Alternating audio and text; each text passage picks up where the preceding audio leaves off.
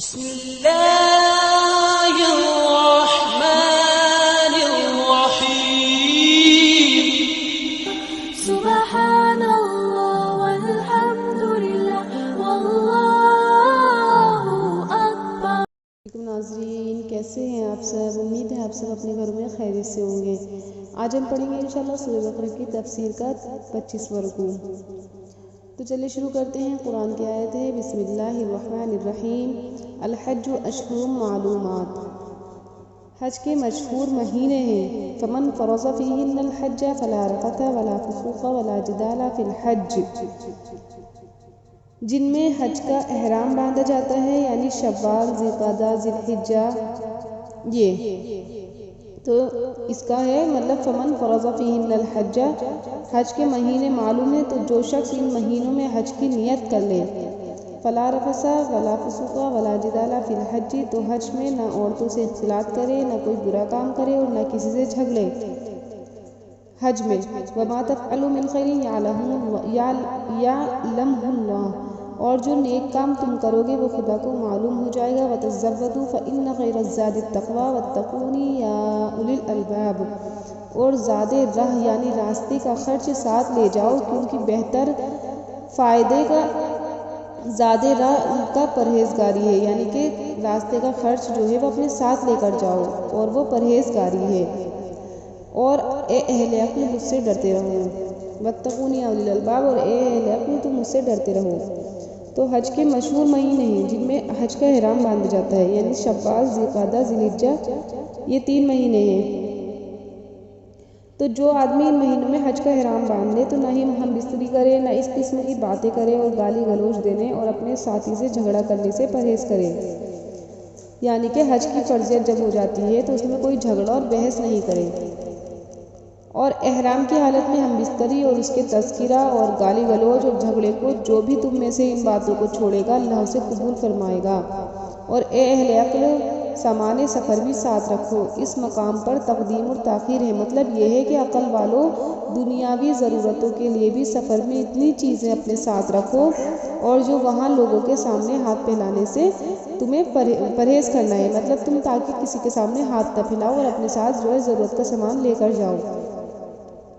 ورنہ اللہ پر اعتماد اور توکل کر لو، اس لیے کہ توکل دنیاوی فائدے سے زیادہ بہتر ہے. اور حدود حرم میں مجھ سے ڈرتے رہو. یعنی کہ یہ آیت جو ہے وہ یمن کے کچھ لوگوں کے متعلق نازل ہوئی جو سامان سفر اور خوراک کے بغیر ہی حج کرنے چلے جاتے تھے. تو اللہ تعالیٰ نے انہیں اس چیز سے روک دیا کیونکہ اس کے بنا کسی کے آگے ہاتھ پھیلایا کرتے تھے. تو اللہ تعالیٰ نے فرمایا کہ وہ اپنے ساتھ لے کھانا وانا اور اپنی ضرورت کا سامان اپنے ساتھ لے کر جاؤ تاکہ کسی کے آگے ہاتھ نہ پھیلانا پڑے اور اللہ سے ڈرتے رہو. اور اس کا جو شان نزول ہے وہ یہ ہے کہ عبداللہ ابن عباس سے روایت ہے کہ اہل یمن بغیر زاد راہ کے حج کا سفر کرتے تھے اور کہتے تھے کہ ہم اللہ پر توکل کرنے والے ہیں. اس پر اللہ تعالیٰ نے یہ حکم نازل فرمایا اور کہا کہ اپنے ساتھ اسباب کو اختیار کرنا توکل کے خلاف نہیں. یعنی کہ اپنے ساتھ جو ہے تمام سامان لے کر ساتھ نکلو کیونکہ سب سے بہتر جو زاد راہ ہے یعنی کہ راستے کا سامان ہے وہ پرہیزگاری ہے یعنی کہ اللہ سے ڈرنا ہے. آگے والی آیت ہے لیس علیکم جناح ان تبتغوا فضلا من ربکم. اس کا تمہیں کچھ گناہ نہیں کہ حج کے دنوں میں بذریعہ تجارت اپنے پروردگار سے روزی طلب کرو. فإذا أفضتم من عرفات فاذكروا الله عند المشعر الحرام. اور جب عرفات سے واپس ہونے لگو تو مشعر حرام یعنی مزدلفے میں خدا کا ذکر کرو. وَاذْكُرُوهُ كَمَا هَدَاكُمْ، اور اس طرح ذکر کرو جس طرح اس نے تمہیں سکھایا. وَإِن كُنتُم مِّن قَبْلِهِ لَمِنَ الضَّالِّينَ، اور اس سے پہلے تم جو ہے گمراہ لوگوں میں سے تھے یعنی کہ ناواقف لوگوں میں سے تھے. یعنی اس آیت کی تشریح یہ ہے کہ حرم میں تجارت کر کے کچھ نفع وغیرہ کمانے میں کوئی حرج نہیں. یہ آیت کریمہ ان لوگوں کے بارے میں نازل ہوئی جو حدود حرم میں خرید و فروخت اور کاروبار کو ناجائز سمجھا کرتے تھے.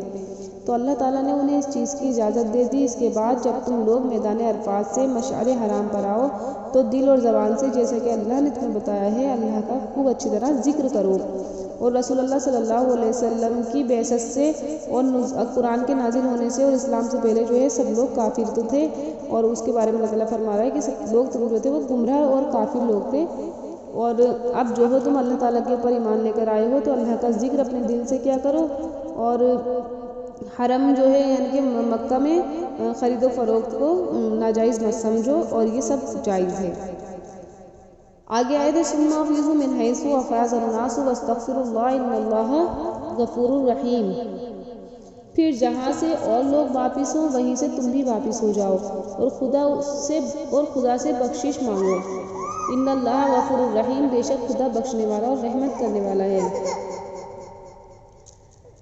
تو اس میں یہ ہے کہ جب سب لوگ جانے لگے تو تم بھی واپس ہو جاؤ اور اللہ تعالیٰ سے جو ہے اپنی بخشش طلب کرتے رہا کرو۔ مطلب اس میں حضرت ابن عباس سے روایت ہے کہ عرب عرفات میں مطلب عرب جو تھے، عرب لوگ جب حج کرنے آیا کرتے تھے وہ عرفات میں وقوف کیا کرتے تھے، تو اللہ تعالیٰ نے فرمایا کہ تم جو ہے واپس چلے جایا کرو، وہاں رکا مت کیا کرو۔ اور یہ والی جو آیت ہے نا لیسا علیکم جناح، کہ تم پر کوئی گناہ نہیں کہ تم وہاں پر خرید و فروخت کرو یا مطلب کچھ بیچو سامان یا فائدہ حاصل کرو، تو یہ حضرت ابن عباس سے روایت کیا گیا ہے کہ اوقاز اور ذوالمجازیہ زمانہ جاہلیت میں دو بازار تھے، لوگ حج کے زمانے میں ان بازاروں میں کاروبار کیا کرتے تھے، تو صحابہ کرام نے رسول اللہ صلی اللہ علیہ وسلم سے اس کے متعلق پوچھا۔ اس پر یہ آیت اتری کہ ایام حج میں کاروبار اور تجارت کوئی گناہ نہیں۔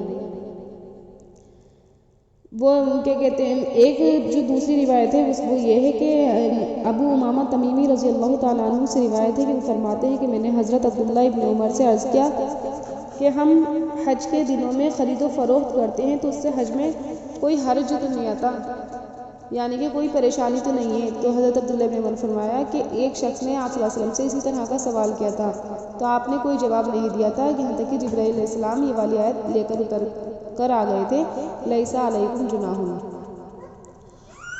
اس کے بعد آپ صلی اللہ علیہ وسلم نے اسے بلایا اور فرمایا کہ تم لوگ حاجی ہو، یعنی کہ تم حج کرنے والے ہو تو تم خرید و فروغ یعنی کچھ بھی بیچ سکتے ہو، خرید سکتے ہو، فائدہ اٹھا سکتے ہو، ایسی کوئی بات نہیں ہے۔ آگے والی آیت ہے کہ فَإِذَا قَضَيْتُم مَنَاسِكَكُمْ فَاذْكُرُوا اللَّهَ كَذِكْرِكُمْ آبَاءَكُمْ أَوْ أَشَدَّ ذِكْرًا، اور پھر جب حج کے تمام ارکان پورے کر چکو تو مینا میں خدا کو یاد کرو جس طرح اپنے باپ دادا کو یاد کیا کرتے تھے، بلکہ اس سے بھی زیادہ یاد کرو۔ فَمِنَ النَّاسِ مَن يَقُولُ رَبَّنَا آتِنَا فِي الدُّنْيَا وَمَا لَهُ فِي الْآخِرَةِ مِنْ خَلَاقٍ، بعض لوگ ایسے ہیں جو خدا سے التجا کرتے ہیں کہ اے پروردگار ہم کو جو دینا ہے دنیا میں ہی دے دے، ایسے لوگوں کا آخرت میں کوئی حصہ نہیں۔ وَمِنْهُم مَن يَقُولُ رَبَّنَا آتِنَا فِي الدُّنْيَا حَسَنَةً وَفِي الْآخِرَةِ حَسَنَةً وَقِنَا عَذَابَ النَّارِ، اور بعض لوگ ایسے ہیں کہ دعا کرتے ہیں کہ پروردگار ہم کو دنیا میں بھی نعمت عطا فرما اور آخرت میں بھی نعمت عطا فرما اور دوزخ کے عذاب سے محفوظ رکھنا۔ اولئک لہم نصیب مما کسبوا، یہی لوگ ہیں جن کے لیے ان کے کاموں کا حصہ ہے۔ واللہ سریع الحساب، اور خدا بہت جلد حساب لینے والا ہے۔ آگے والی آیت جو ہے وہ یہ ہے کہ حضرت عبداللہ ابن ابی حاتم نے اور جب تم اپنے اعمال حج سے فارغ ہو جاؤ تو اللہ کو اس طرح یاد کرو جیسا کہ اپنے آباء و اجداد کو یاد کرتے ہو۔ تو اس کی تفسیر یہ ہے کہ اللہ نے جو تم پر احسانات کیے ہیں ان احسانات کے ساتھ اللہ کو اس طرح یاد کرو جیسا کہ زمانہ جاہلیت میں اپنے آباء و اجداد کے احسانات کو یاد کیا کرتے تھے، بلکہ اس سے بھی کہیں زیادہ اللہ کو یاد کرو۔ تو بعض لوگ جو تھے وہ دنیا کی دعا مانگتے تھے اس میں، تو اللہ تعالیٰ نے ان کے بارے میں فرمایا کہ جو لوگ دنیا کو مانگتے ہیں اپنی دعاؤں میں تو ان کے لیے آخرت میں کوئی حصہ نہیں، بلکہ صرف دنیا میں ہی ان کی دعاؤں کا بدلہ مل جائے گا۔ اور جب اللہ تعالیٰ یہ فرما رہے ہیں کہ جو یہ والی دعا مانگتا ہے کہ اللہ تو ہمیں دنیا میں بھی بھلائی عطا فرما اور آخرت میں بھی بھلائی عطا فرما، تو اس کے لیے دنیا اور آخرت دونوں جگہ حصہ ہے، یعنی کہ دنیا میں بھی اس کو فائدہ ملے گا اور آخرت میں بھی انشاءاللہ اس کو فائدہ ملے گا۔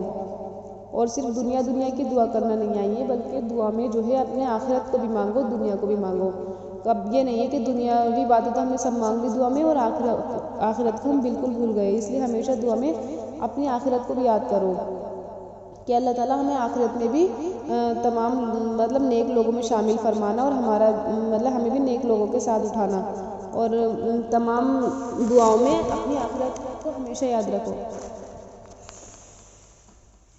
تو جو لوگ علم اور عبادت، گناہوں سے حفاظت، شہادت، غنیمت وغیرہ اور جنت اور اس کی نعمتوں کی دعا مانگتے ہیں اور درخواست گزار ہیں کہ قبر اور دوزخ کے عذاب سے اللہ ہم کو دور کر دے، تو ان خوبیوں والوں کے لیے جنت میں ان کے حج کا پورا حصہ ہے، اور اللہ تعالیٰ جب حساب فرمانے کا ارادہ فرمائیں گے تو اس کا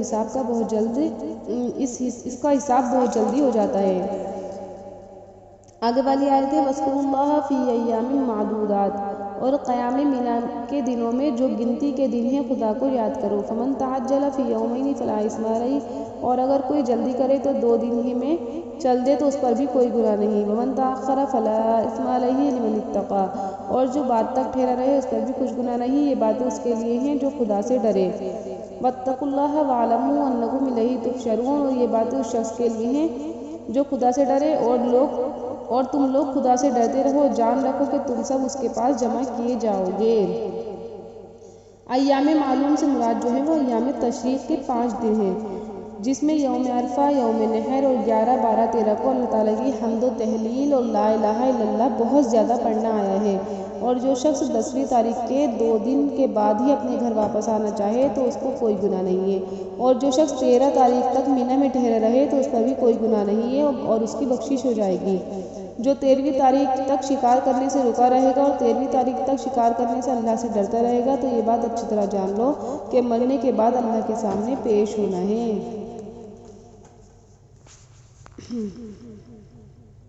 وَمِنَ النَّاسِ مَن يُعْجِبُكَ قَوْلُهُ فِي الْحَيَاةِ الدُّنْيَا وَيُشْهِدُ اللَّهَ عَلَى مَا فِي قَلْبِهِ وَهُوَ أَلَدُّ الْخِصَامِ، اور کوئی شخص تو ایسا ہے جس کی گفتگو دنیا کی زندگی میں تم کو دلکش معلوم ہوتی ہے، اور اب وہ اپنے ما فی الضمیر پر خدا کو گواہ بناتا ہے، حالانکہ وہ سخت جھگڑالو ہے۔ وَإِذَا تَوَلَّىٰ سَعَىٰ فِي الْأَرْضِ لِيُفْسِدَ فِيهَا وَيُهْلِكَ الْحَرْثَ وَالنَّسْلَ وَاللَّهُ لَا يُحِبُّ الْفَسَادَ، اور جب پیٹھ پھیر کر چلا جاتا ہے تو زمین میں دوڑتا پھرتا ہے تاکہ اس میں فتنہ انگیزی کرے اور کھیتی کو برباد اور انسان اور حیوانوں کی نسل کو نابود کر دے، اور خدا فتنہ انگیزی کو پسند نہیں فرماتے ہیں۔ وَإِذَا قِيلَ لَهُ اتَّقِ اللَّهَ أَخَذَتْهُ الْعِزَّةُ بِالْإِثْمِ فَحَسْبُهُ جَهَنَّمُ وَلَبِئْسَ الْمِهَادُ، اور جب اس سے کہا جاتا ہے کہ خدا سے خوف کر تو غرور اس کو گناہ میں پھنسا دیتا ہے، تو ایسے شخص کو جہنم ضروری ہے اور وہ بہت ہی برا ٹھکانہ ہے۔ تو یہ ایک اس کے شان نزول ہے کہ حضرت عبداللہ بن عباس سے روایت کیا گیا ہے کہ جب وہ لشکر شہید کر دیا گیا جس میں عاصم اور مرشد تھے تو منافقوں میں سے 2 آدمیوں نے کہا جو لوگ اس طرح مارے گئے ان کے لیے ہلاکت ہے، کیونکہ نہ یہ اپنے گھروں میں بیٹھے رہے، کیونکہ نہ انہوں نے اپنے صاحب کی رسالت کو ادا کر دیا۔ اس پر اللہ تعالیٰ نے یہ آیت نازل فرمائی کہ یہ آیت جو ہے وہ اخنس ابن شریک کے بارے میں اتری ہے۔ رسول اللہ صلی اللہ علیہ وسلم کی خدمت میں آ کر اس نے اسلام ظاہر کیا، حضور صلی اللہ علیہ وسلم کو اس کی یہ بات پسند آئی، اس کے بعد آپ کے پاس سے چلا گیا اور مسلمانوں کی ایک جماعت کی کھیتی اور گدھوں پر سے اس کا گزر ہوا تو اس نے کھیتی جلا دی اور تمام گدھوں کے پاؤں کاٹ ڈالے۔ تو اللہ تعالیٰ فرما رہا ہے اور جب غصے میں آتا ہے تو ہر قسم کے گناہ کرتا ہے اور کھیتوں اور باغات کو برباد اور جانوروں کو قتل کرتا ہے، تو اللہ تعالیٰ ایسے فساد پھیلانے والے لوگوں کو پسند نہیں کرتے۔ تو جب اس سے کہا جاتا ہے کہ اپنے کاموں میں اللہ سے ڈرو تو اس میں تکبر اور حمیت اور جوش مارنے لگتی ہے، اس کا ٹھکانہ جہنم ہے اور وہ بدترین ٹھکانہ ہے۔ یہ جو آیت ہے وہ مطلب یہ اخنس ابن شریک جو تھا وہ شیرین کلام تھا، یعنی اچھی طرح بہت اچھے الفاظ میں بات کیا کرتا تھا، تو آپ کو اس کی یہ بات پسند تھی اور کہتا تھا کہ میں آپ سے محبت کرتا ہوں اور آپ کے ہاتھ پہ بیعت کرتا ہوں، اس پر اللہ کی قسم بھی کھاتا تھا، مگر یہ پکا منافق تھا۔ اور آگے والی تو اس کے بارے میں یہ آیت نازل ہوئی کہ اس کا ٹھکانہ جہنم میں ہے اور یہ بہت برا ٹھکانہ ہے، جو بھی ایسا کام کرے گا وہ اسی میں شامل ہے۔ وَمِنَ النَّاسِ مَن يَشْرِي نَفْسَهُ ابْتِغَاءَ مَرْضَاتِ اللَّهِ وَاللَّهُ رَءُوفٌ بِالْعِبَادِ، اور کوئی شخص ایسا ہے کہ خدا کی خوشنودی حاصل کرنے کے لیے اپنی جان بیچ ڈالتا ہے اور خدا بندوں پر بہت مہربان ہے۔ تو یہ آیت کریمہ صہیب ابن سنان رضی اللہ تعالیٰ عنہ اور ان کے ساتھیوں کے بارے میں اتری۔ ان حضرات نے اپنی جانوں کو اپنے مال کے بدلے مکہ والوں سے خریدا تھا۔ اللہ تعالیٰ اپنے بندوں پر بہت ہی مہربانی فرمانے والا ہے۔ اور یہ آیت کریمہ عمار ابن یاسر اور ابن حضرت سمیہ کے والدین کے بارے میں نازل ہوئی تھی کہ ان حضرات کو مشرکین مکہ نے شہید کر دیا تھا۔ تو ایک دوسری روایت یہ کہ حضرت صہیب آپ صلی اللہ علیہ وسلم کی طرف ہجرت کر کے روانہ ہوئے تو قریش کی ایک جماعت نے ان کا پیچھا کیا۔ حضرت صہیب اپنی سواری سے اترے اور ان کے ترکش میں جو تیر تھے وہ سب نکال لیے اور فرمایا، اے قریش کی جماعت، تمہیں معلوم ہے کہ میں تم سے سب سے زیادہ تیز تیر انداز ہوں، اور اللہ تعالیٰ کی قسم کہ تم لوگ میرے قریب اس وقت تک نہیں پہنچ سکتے جب تک میں اپنے تمام تیر تمہیں نہ مار دوں، اور اس کے بعد جتنی میرے ہاتھ میں طاقت باقی رہے گی اپنی تلوار سے جہاد کروں گا۔ اب جو تمہاری مرضی ہو کرو، اور جو تم چاہو اپنا مال میں وہ بتا دیتا ہوں کہ کہاں پر ہے، اور وہ مکہ میں ہے، جاؤ تم میرا پیچھا چھوڑ دو۔ قریش اس پر رضامند ہو گئے۔ جب حضرت صہیب مدینہ منورہ آپ کی خدمت میں حاضر ہوئے تو رسول اللہ صلی اللہ علیہ وسلم نے فرمایا، ابو یحییٰ، تمہاری تجارت سود مند رہی، یعنی تمہاری تجارت جو ہے وہ کامیاب ہو گئی اور تمہارے لیے یہ والی آیتیں نازل ہو گئی۔ آگے والی آیت ہے، یا ایھا الذین آمنوا ادخلوا فی السلم کافۃ، مومنو اسلام میں پورے داخل ہو جاؤ، اور شیطان ولا تتبعوا خطوات الشیطان، اور شیطان کے پیچھے نہ چلو، انہ لکم عدو مبین، وہ تمہارا صریح دشمن ہے۔ فَإِن ظَلَمْتُم مِّن بَعْدِ مَا جَاءَتْكُمُ الْبَيِّنَاتُ فَاعْلَمُوا أَنَّ اللَّهَ عَزِیزٌ حَکِیمٌ، پھر اگر تم احکام روشن پہنچ جانے کے بعد لڑکھڑا جاؤ تو جان جاؤ کہ خدا غالب اور حکمت والا ہے۔ هل ينظرون إلا أن يأتيهم الله في ظلل من الغمام والملائكة وقضي الأمر وإلى الله ترجع الأمور،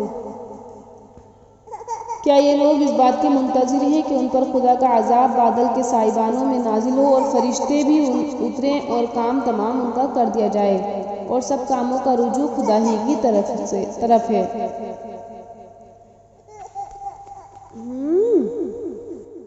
تو یہ جو آیتیں ہیں ان کی تفسیر یہ ہے کہ ان میں ایک شان نزول ہے، یعنی اس کا واقعہ یہ ہے کہ عبداللہ ابن سلام اور ثعلبہ ابن یامین اور اسد ابن کعب اور کئی جو صحابہ ایمان لے کر آ چکے تھے، یہ اہل کتاب میں سے تھے۔ ان سب حضرات نے رسول اللہ صلی اللہ علیہ وسلم سے کہا کہ یا رسول اللہ، ہفتے کے دن کی ہم تعظیم کرتے ہیں، ہمیں اس کی تعظیم کی اجازت دے دیجیے۔ یعنی کہ ان کے مذہب میں جب یہ پہلے اہل کتاب تھے تو ہفتے کے دن کو عزت کیا کرتے تھے، تو یہ ہمارے نبی سے دوبارہ اسلام لانے کے بعد بھی تعظیم کی اجازت مانگنے لگے اور کہنے لگے کہ توریت بھی تو اللہ کی کتاب ہے، ہمیں توریت میں جو ہے اس بات کا حکم دیا گیا تھا کہ ہم ہفتے کے دن کی عزت کریں۔ تو اس پر یہ آیت مبارکہ نازل ہوئی کہ اے ایمان والو، اسلام میں پورے داخل ہو جاؤ۔ اور پھر اگر اپنی کتاب میں اس چیز کا بیان اور وضاحت آ جانے کے بعد بھی تم رسول اللہ صلی اللہ علیہ وسلم کی شریعت سے دور ہٹو تو اللہ تعالیٰ ایسے شخص سے جو اپنے رسول کی پیروی نہ کرے زبردست بدلہ لینے والا ہے، اور اللہ تعالیٰ پہلی شریعتوں کے منسوخ کرنے کے بارے میں زیادہ جانتا ہے۔ یہ آیت مبارکہ جو ہے وہ عبداللہ ابن سلام اور ان کے ساتھیوں کے بارے میں اتری ہے، کیونکہ وہ ہفتے کے دن اور اونٹ کے گوشت کے معاملے میں بہت حساس تھے، تو ان کو جو ہے اس بات سے منع کیا گیا اور فرمایا گیا کہ جو پہلی شریعتیں تھیں وہ ختم ہو گئی ہیں، اب ہمارے نبی کی جو شریعت ہے اسی پر تمہیں عمل کرنا پڑے گا۔ اور آگے والی آیت ہے کہ وہ یہ کہتے ہیں کہ ہم پر خدا کا عذاب کیوں نہیں آتا کہ بادل کے سائبانوں میں سے عذاب نازل ہو جائے اور فرشتے بھی اتر آئیں اور ہمارا کام تمام کر دیا جائے۔ تو یہ اس بات کے منتظر ہیں۔ کیا اہل مکہ اس چیز کا انتظار کر رہے ہیں کہ بغیر کسی کیفیت کے قیامت کا دن آ جائے اور اللہ تعالیٰ اس کام سے فارغ ہو جائے، اہل جنت کو جنت میں اور اہل دوزخ کو دوزخ میں داخل کر دے؟ ایسا نہیں ہے، بلکہ اللہ تعالیٰ تمام کاموں کو اللہ کے ہی سپرد ہے اور وہ اپنے حساب سے کرتا ہے، کسی کے سوچنے سے اور کسی کے چاہنے سے کچھ نہیں ہوتا۔ تو اللہ کے کام اللہ ہی جانتا ہے کہ وہ کب کرے اور کب نہ کرے، وہ اسی کی مصلحت ہوتی ہے۔ تو ہمیں ایسے سوالات نہیں کرنے چاہیے، اور یہ جو تھے ہمارے نبی سے سوال کیا کرتے تھے اہل مکہ جب نئے ایمان لے کر آئے تھے۔ تو آج کی تفسیر بس اتنی ہی، اور انشاءاللہ آپ کو تفسیر سمجھ میں آ گئی ہوگی، اور جو نہیں سمجھ میں آئے وہ آپ مجھ سے پوچھ سکتے ہیں۔ السلام علیکم۔